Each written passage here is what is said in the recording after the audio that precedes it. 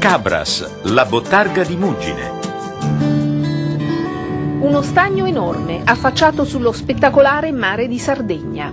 È la culla dei Mugini, da cui si ricava la celebre bottarga.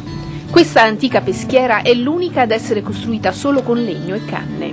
Noi intercettiamo il flusso dei pesci, in prevalenza mugini, i quali scorrazzano per un paio d'anni nello stagno. Il novellame mediamente entra d'inverno piccolo, sta nello stagno un paio di anni e poi a maturazione sessuale, con la marea favorevole, tende a tornare a mare e viene intercettato nei nostri lavorieri, che sono delle camere di incannucciato dove i pescatori poi entrano e a seconda delle esigenze di mercato pescano.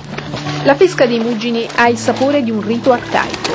I pescatori che appunto dicevano che il canto delle canne con la corrente attira il pesce. La raccolta del pesce a mano, a manucai, dal latino manus capere, è praticamente un modo per non stressare il pesce e la qualità delle carni, avendo meno adrenalina in circuito, è migliore.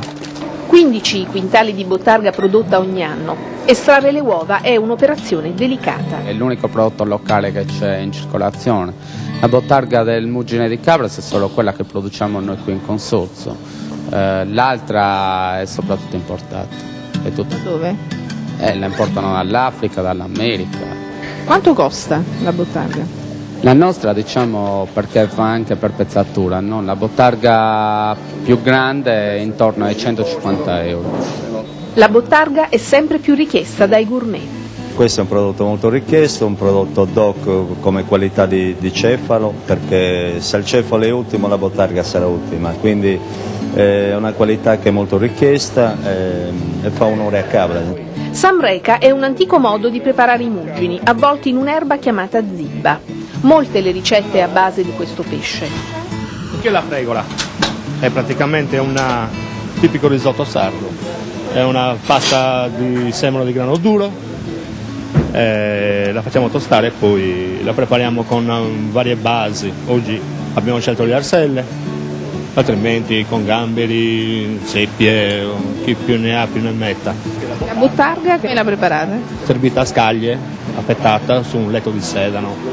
Il matrimonio d'amore di questa cucina è con la vernaccia di Oristano. È un vino da lungo invecchiamento, è un vino da dessert.